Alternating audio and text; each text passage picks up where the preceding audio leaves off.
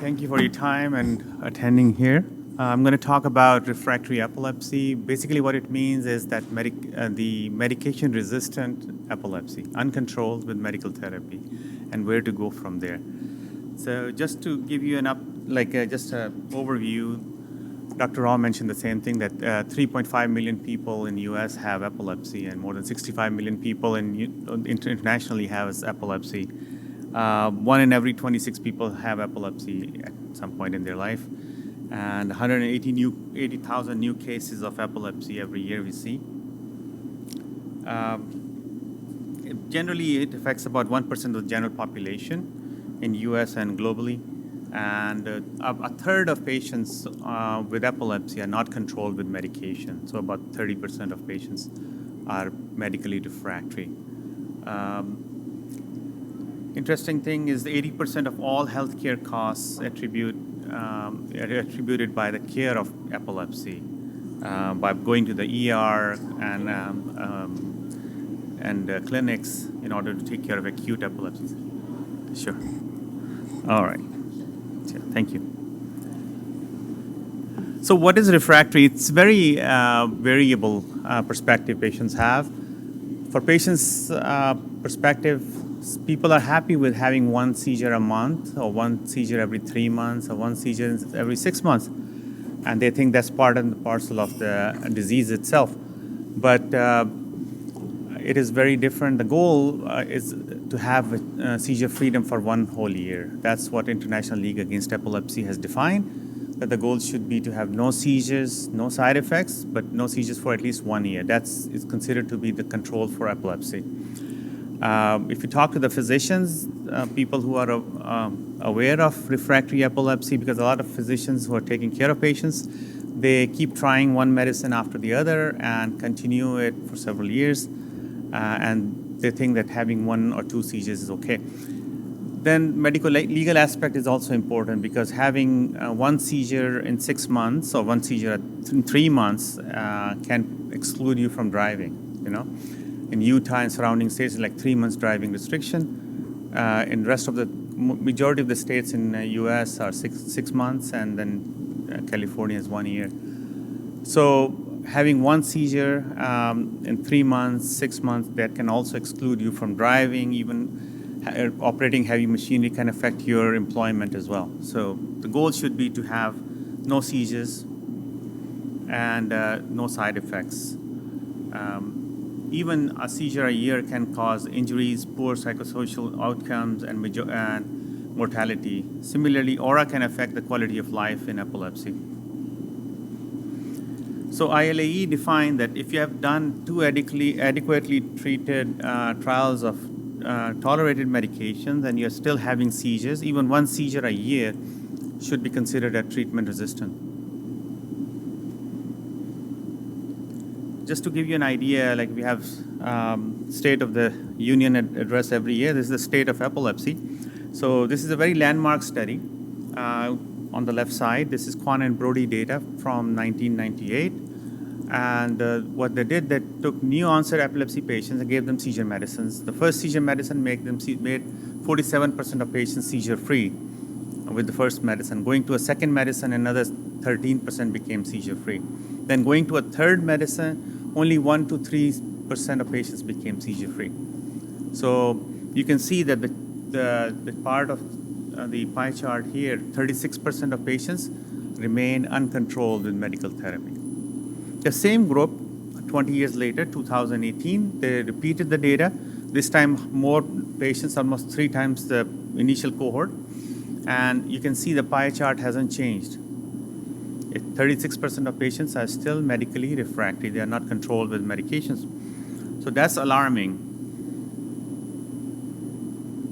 So you can see on the left side, it's trying to show what are the possibilities of being seizure-free with the first medicine. Is about 50%, and then going to a second medicine, another 13% became seizure-free. But then the odds of becoming seizure-free drops down to 3rd, 4th, 5th, 6th medications. And in the last 30 years, you have seen that 36%, 35%, 32%, 36%, this number has not changed. there's one caveat that even though we have had so many medications, the data from 2018 is before some of the medications like Xcopri or cenobamate came out, which gives you 20% seizure freedom. So somebody has to repeat the data in order to see the pie chart remains the same or not. But in general, 35% of patients are not controlled with medication. Now let's look at it on a different perspective, epilepsy-related mortality. Life loss due to epilepsy is comparable to life loss because of breast cancer. So it's a pretty high number.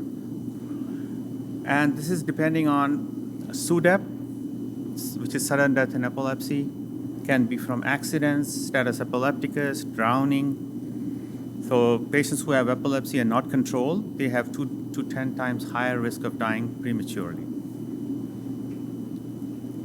Population-based, this is another study, which is population-based, about 10,000 patients. They looked at the patients once they became seizure refractory, meaning they were not controlled with medications. 12% of them died within 2 years. So the patients who are not controlled, within first 2 years, 12% of them died because of not being controlled. And on those patients who died within the first 2 years, only 1% of them were evaluated for epilepsy surgery. So just imagine how many patients we can save if we prevent them becoming refractory or have them evaluated for epilepsy surgery. This is the graph showing the same thing. This is another study, National General Practice Study of Epilepsy. This was a prospective, community-based study looking at about 600 patients with epilepsy, and they noticed that over the 25 years, 34% of patients died. And they looked at the causes of death, and the causes of death were pretty similar to what we see, like coronary disease or heart disease or neoplastic disease, like having cancers or heart problem or strokes. So this is over the 25 years. When they looked at the first 2 years, majority of them died because of epilepsy. You can see here, the first 2 years on the left side. I don't know whether you can see my cursor. Here, majority of death, this red is epilepsy-related death. So most people who have epilepsy, if they are not controlled, they tend to die early. Then if you look at longitudinally, the risk of death from epilepsy drops down quite a bit.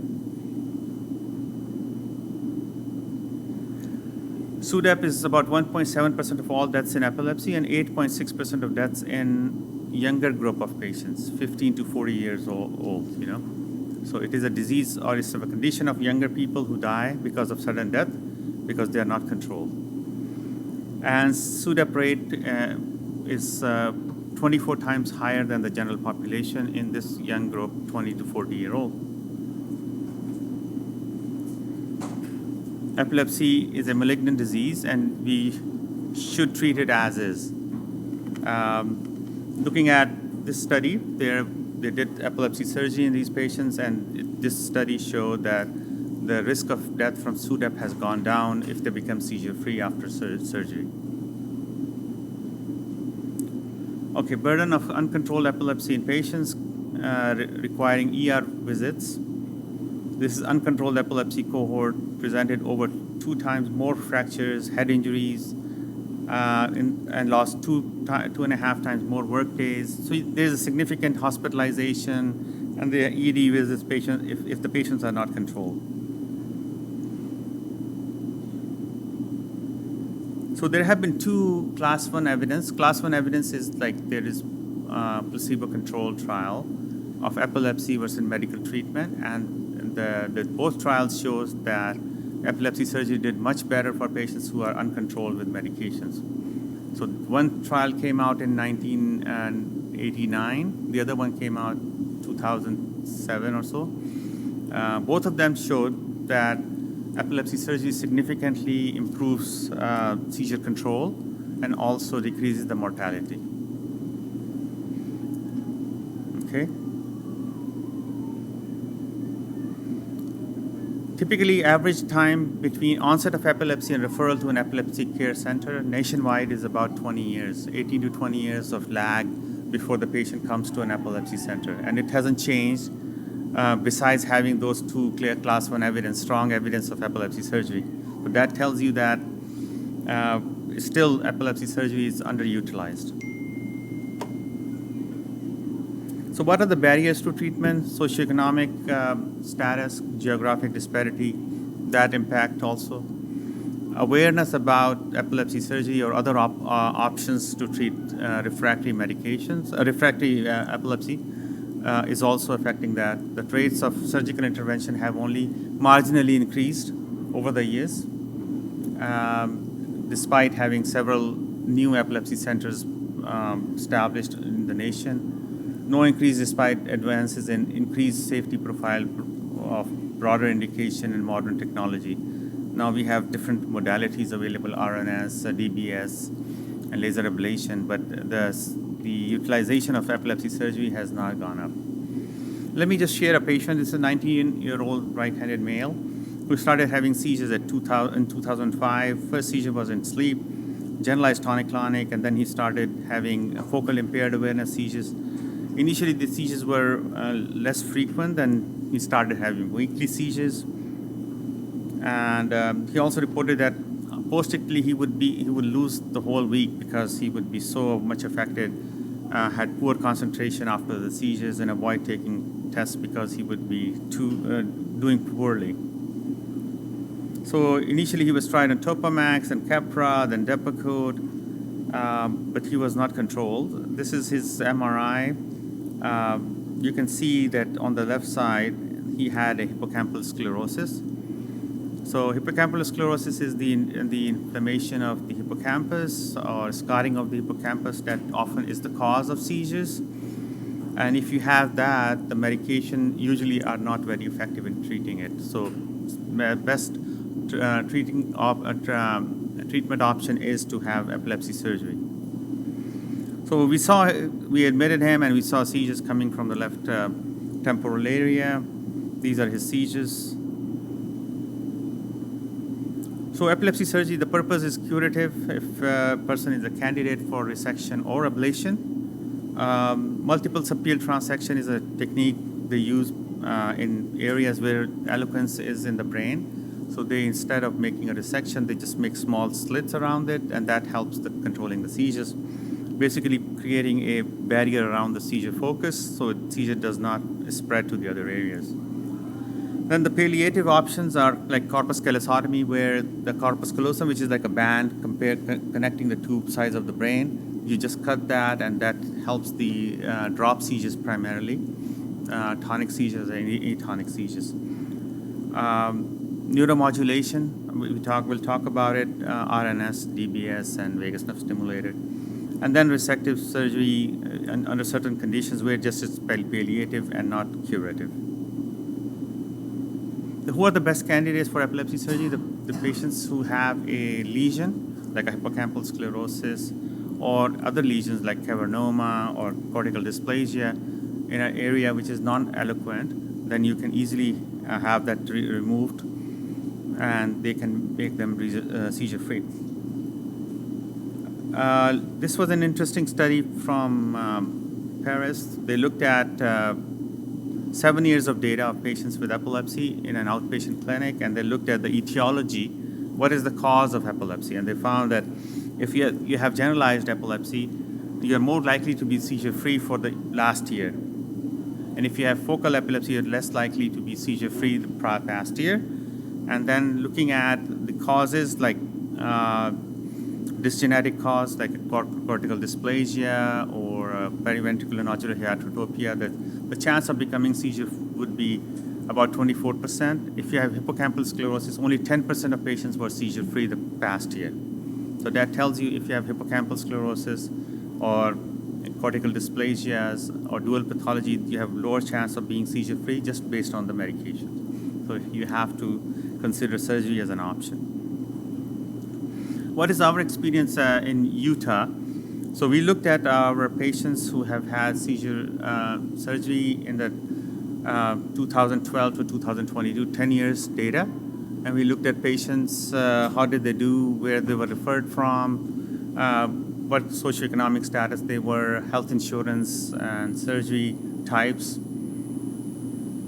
So there were about 185 patients with drug-resistant epilepsy, and median age was 38 years, and 53% were female.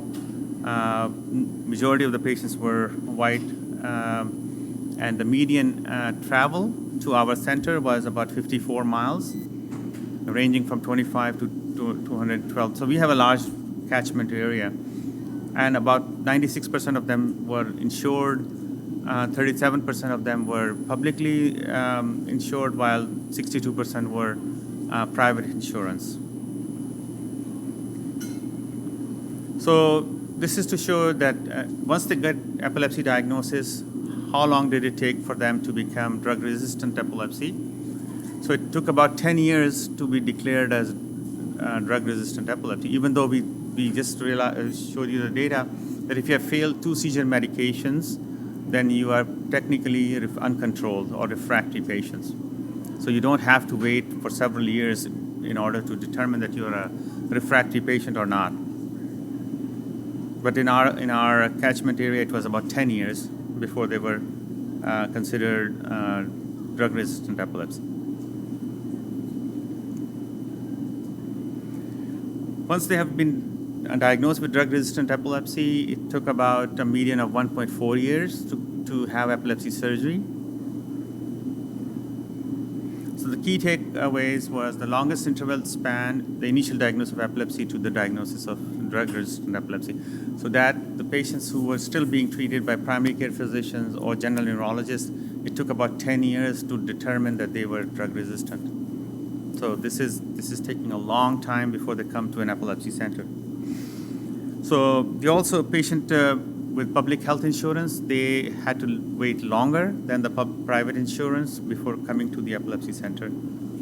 That also delayed the surgical evaluation. Traveling longer distance did not introduce delays, but it further experienced reduced timelines for drug-resistant diagnosis and surgery.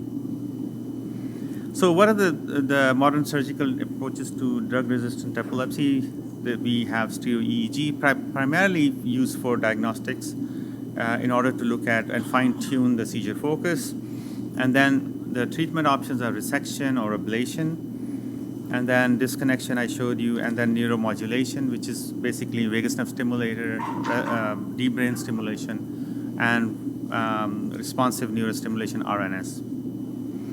So stereo EEG is a big achievement over the last 10 years or so. Traditionally in US and North America, primarily we were using subdural grids for evaluation, where they would open the skull up and put the electrodes directly on the brain in order to fine-tune and localize the seizure focus. The French have always been doing stereo EEG since 50s, and they've perfected it, and then in the last 10 years now, US has moved, most centers are moving towards stereo EEG because it has less morbidity associated with it and have more freedom of evaluating different areas. So the indications for stereo EEG is to clear the hypothesis to prove or rule out. And this video is showing you how, let me show you again, how they look.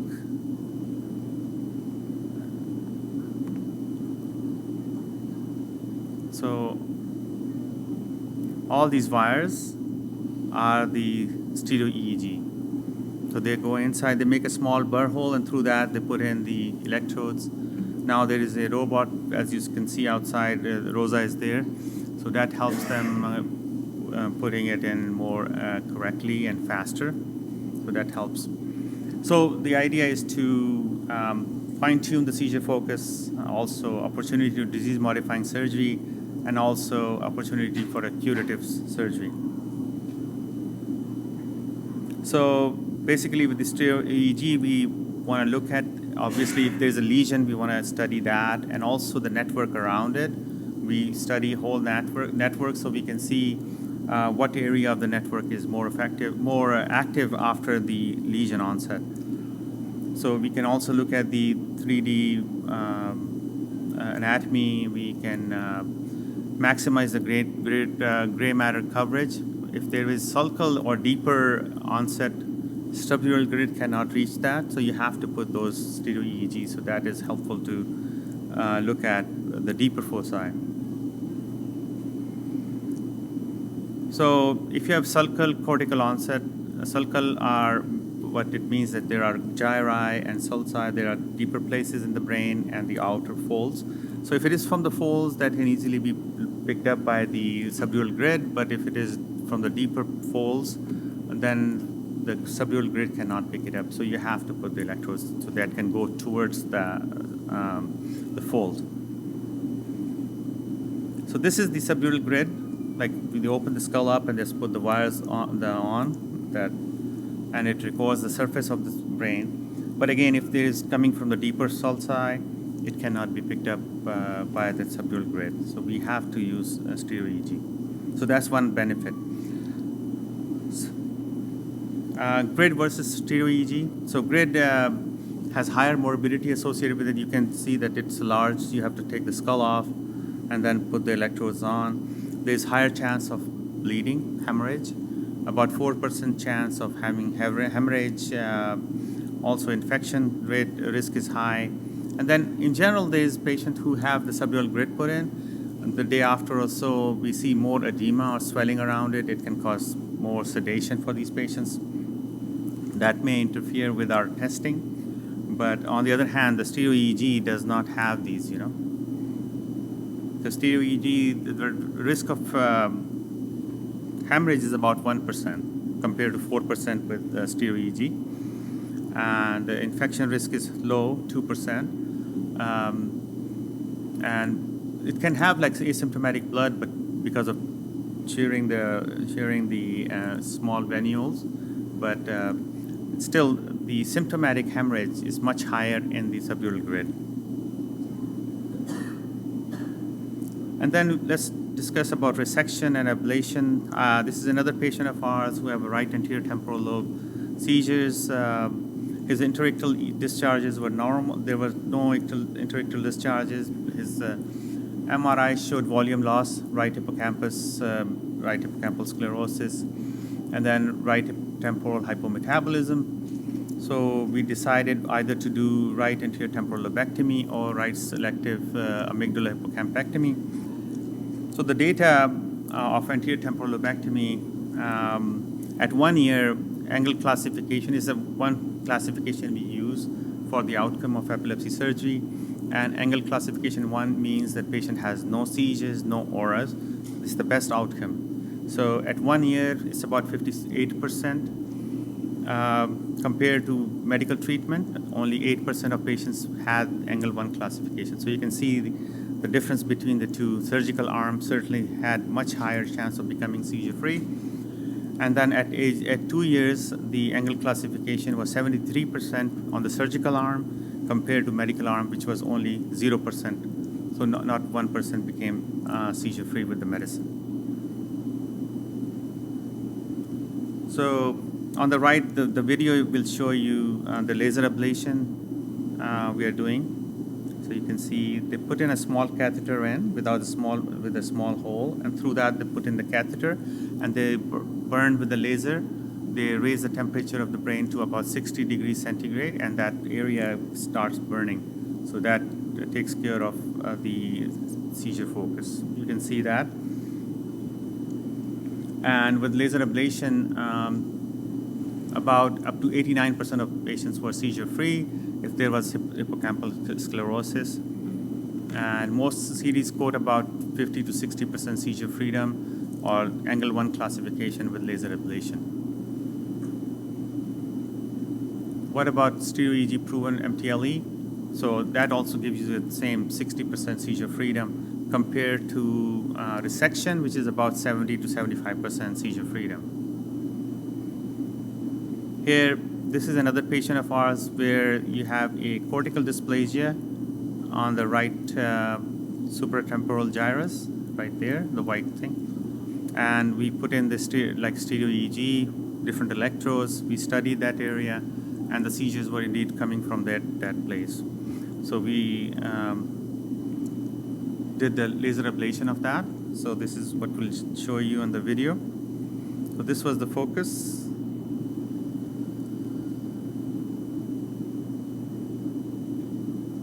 So you can see real-time laser ablation, and you can see that what area is being burned that with the laser ablation. This is another technique.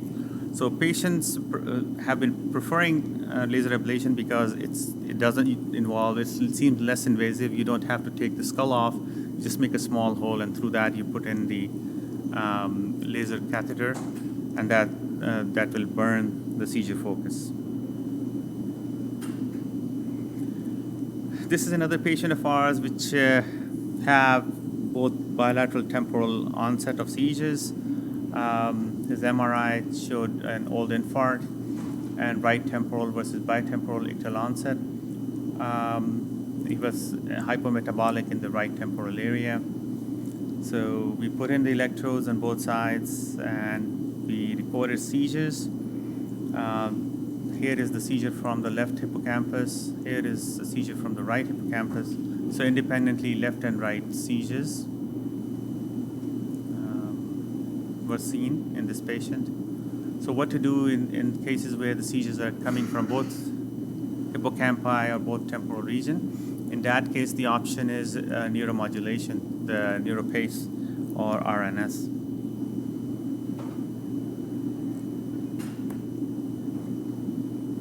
So we had 5 seizures recorded. 3 of them were from left hippocampus in the temporal area, and then 2 seizures came from the right. So patient was a candidate for either DBS, deep brain stimulation, or RNS, responsive neurostimulation. So let's review the data for DBS. This comes from Santé trial, where the deep brain stimulation was done, continuous stimulation of the anterior thalamic nucleus bilaterally. So you have to target the right nucleus in order to have good control. If the seizures are coming from the hippocampus or the limbic area, bilateral anterior thalamic nucleus is the focus. If the seizure is coming from a wider network, then there is another nucleus in the thalamus called centromedian nucleus. So then bilateral centromedian nucleus is the target to control that. Similarly, if the seizures are happening from the back of the brain, like posterior quadrant, then there is another focus where the seizures are put in, where the electrodes are put in that area. And then continuous stimulation helps the seizures. On the other hand, so this is the long-term data from Santé trial. They looked at 7 years of data and found that seizure improvement is about 75%. And you can see that over the years, that significantly the improvement in seizure goes up to the later 7 years. So about 70-75% improvement in seizure, like 50% drop in seizure frequency. As far as the seizure freedom itself is concerned, it's about 12% of patients become seizure free with deep brain stimulation. On the other hand, the RNS, the responsive neurostimulation, this is a device that goes inside the skull and is connected to the seizure focus. It can record 2 different foci. And that's the limitation. If there are more than 2 foci, then RNS cannot help. So what it does, it records seizure activity, the brain activity all the time, and once the seizure comes on, then it stimulates electrically and then stops the seizure.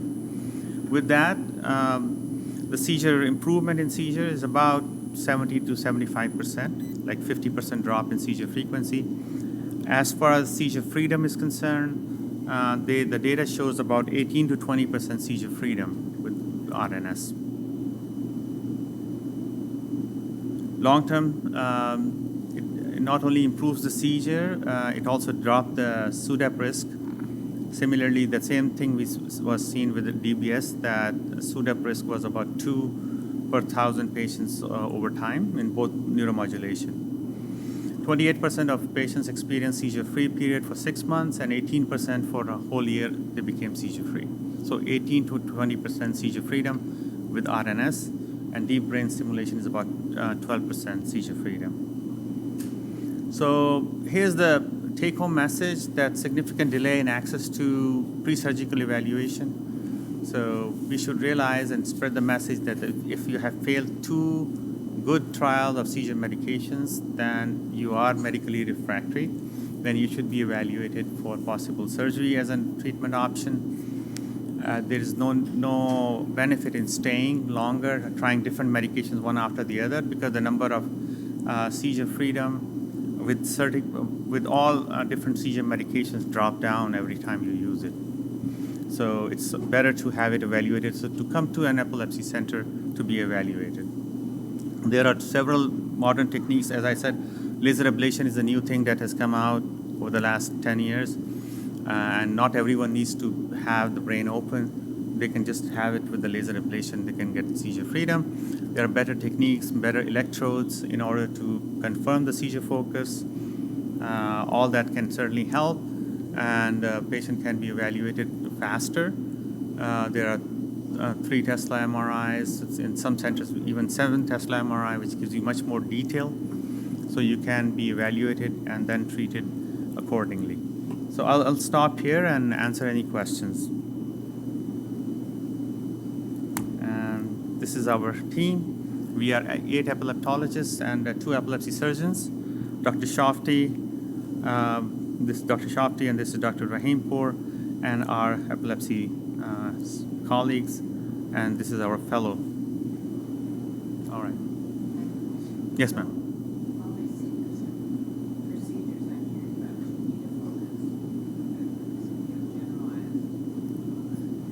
So for generalized epilepsy, the only surgical option is a corpus callosotomy, that band between the two the hemispheres. Now there is another approval of FDA for RNS, responsive neurostimulation. They have allowed the stimulation of bilateral central median nucleus, and that helps the generalized seizures too. So there's an ongoing trial going called RNS, responsive neurostimulation, RNS for generalized, but stimulation of the central median nucleus. The preliminary data from the Nautilus study shows that it improves seizures, but these are the 2 options only. So there's an ongoing study right now. It's called Nautilus study. It is 2 years ago, I think.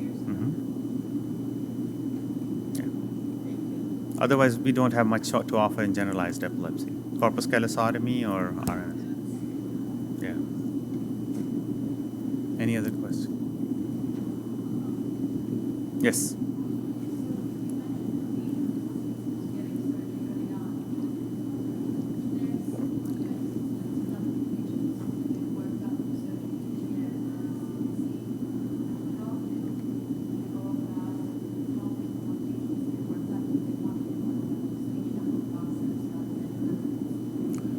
So now there are several epilepsy centers in almost every state, So there are availabilities to see an epileptologist in an epilepsy center.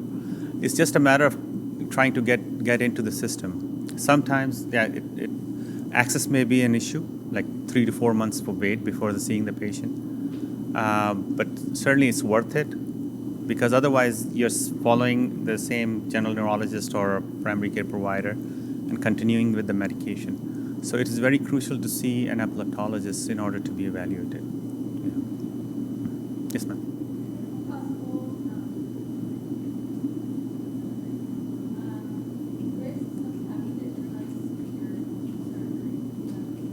Corpus callosotomy. So corpus callosotomy is primarily used for generalized seizures, especially the ones where they have drop attacks, like tonic seizures and atonic seizures. So ideally, if you do the whole corpus callosotomy that controls the seizure seizure freedom is about 60% with that. But the problem is that in a normal intellectually person, if you do this whole resection, they tend to develop a split brain syndrome. Like they have difficulty understanding what they are writing. They can't read it, and they have difficulty using the non-dominant hand. So in person who have normal intellect, we usually don't do the whole thing. It's called anterior 2/3 corpus callosotomy. That gives you the lower number of being seizure-free. And there is a new technique now for last 5 years or so. This was by a Brazilian group. It's called selective posterior corpus callosotomy. It's just in the back here. And that does not cause the split brain, and gives you about 60% seizure freedom. So it's limited, but it can be done. Yes. What's the difference between neurolepectomy and epilepsy? I had one of those two Yeah. 20 years ago. So temporal lobectomy is the resection of the whole temporal lobe. So if you can see that the temporal lobe, if it's like this, so this is the temporal tip, and then you take about 4.5 to 5.5 centimeter from that area. That's the temporal lobectomy. You take out the whole thing. Okay. So the main thing that is causing the seizure is usually the mesial part of it. The inner part is called hippocampus and amygdala. So that is the responsible area for the seizures. So there is more selective surgery. It's called selective amygdalohippocampectomy. Instead of taking the whole thing, they just take out that part. The lateral part is the new cortex, newer brain, I would say, compared to this paleo brain. So there is no benefit in taking the whole thing out. And the results are pretty much same. Selective amygdalohippocampectomy and temporal lobectomy, 68 to 70% seizure freedom. Yes.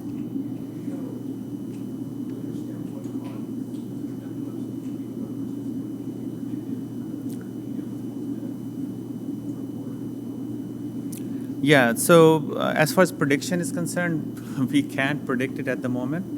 But there are certain genes, genetic epilepsies, that seem to be more predisposed towards the resistance. SCN1A, like Dravet syndrome, is one. Similarly, there's epilepsies like GEFS plus, we have different genes that also tend to be resistant compared to other patients who don't have the genetic mutation. As far as predicting it, the Kwan and Brody data, when they looked at it in 1998, they noticed that even if they tried first medication, patient tolerated the medicine, and this failed it because there was no control of seizure, they were more prone to have seizure resistance after the second medication, third medication, fourth medicine. Even from the first medication, they could predict it. So it's just what medication is tried, what medication has been tolerated, that can give you an idea. But in order to define medically refractory, it's 2 medications we fail, then you're medically refractory. All right. Any questions? Yes, ma'am.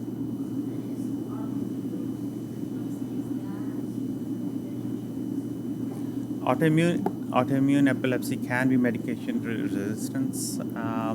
It's a small portion of the whole spectrum of epilepsy where you develop antibodies against your own brain. So anti-NMDA, anti-glutamate, all these antibodies, they can be refractory. But the treatment for that is not surgery. Typically, it's more immune modulation, So immune medications as well as steroids, that's what we use, or IVIGs.